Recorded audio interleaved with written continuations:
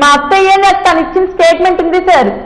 నువ్వు డబ్బుల కోసం ఏ ప్రాన్స్ స్టేట్మెంట్ పెట్టలేదు, ఎందుకంటే ఎటువంటి ఎలిగేషన్స్ చేయట్లేదని మా అత్తగారు చెప్పిన స్టేట్మెంట్ ఉంది సార్.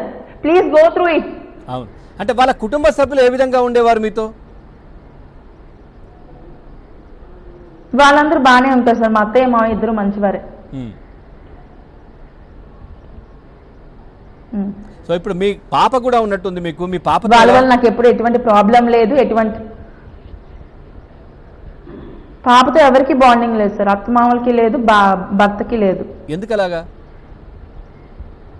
ఎప్పుడు నా కూతుర్ని వచ్చి చూడడానికే లేదు. ఎందుకంటే పాపకి లాస్ట్ ఇయర్ మెడికవర్లో జాయిన్ చేశాను సార్. ఈ చాలా సీరియస్ అయిపోయింది, న్యూమోనియా వచ్చి చాలా ఫీవర్ కూడా చాలా వచ్చింది సార్. అది ఏ ఫీవర్ అది ఇప్పుడు వస్తుంది సార్? డెంగ్యూ ఫీవర్ వచ్చింది సార్. న్యూమోనియా అటాక్ అయింది, ఐసీయూలో పెట్టే చాలా సీరియస్గా ఉందంటే మాయకి ఫోన్ చేశాను, అత్తయ్య చేశాను, మా హస్బెండ్కి చేశాను.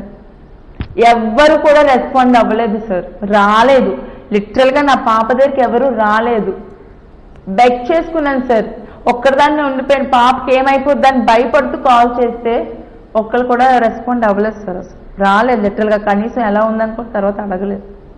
నక్షత్ర గారు, మీది ప్రేమ వివాహం అని తెలుసు. సో ముందు ఎలా ఉండేవారు? మీకు పెళ్ళయ్యేంత కాలం వరకు కూడా, మీకు తెలిసిన సమయం నుంచి ఆ తర్వాత పెళ్లి సమయం వరకు కూడా, ఈ ఇష్యూ స్టార్ట్ అయిన దగ్గర వరకు కూడా ఏ విధంగా ఉండేవారు మీతో తేజ? అబ్బాయికి డబ్బులు పెడితే మంచిగానే ఉంటాం సార్. మా పేరెంట్స్ నుంచి తనకు పెట్టుబడి పెడితే కొద్దీ నేను మంచిదాన్నే. తనకి నేను జీతం అడగకపోతే నేను మంచిదాన్నే.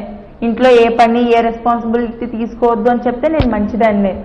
కానీ ఇవన్నీ నేను క్వశ్చన్ చేస్తే నక్షత్రం ఒక రాక్షసి తేజ దృష్టిలో.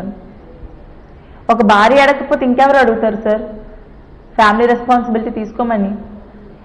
ఈ రోజు దాకా ఎప్పుడు ఆ అబ్బాయి రెస్పాన్సిబుల్గా ఉండింది లేదు, ఒక ఫ్యామిలీని ఒక ట్రాక్లో తీసుకెళ్ళింది లేదు సార్. తన ఇష్టానికి పబ్జీ గేమ్లని, అందులో అమ్మాయిని ట్రాప్ చేయడం, ఆఫీస్ మానేసి సినిమాలు